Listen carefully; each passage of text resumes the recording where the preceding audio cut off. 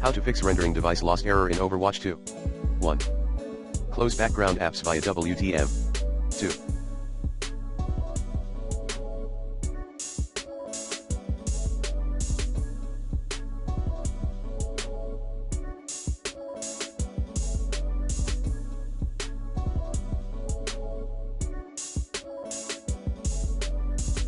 Reset or undo the overclocking settings of your GPU.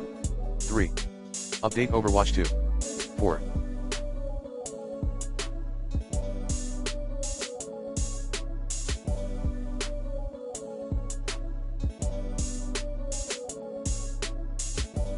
Install the latest GPU drivers using the recommended Avast driver updater in this video guide. 5. Uninstall then reinstall Overwatch 2.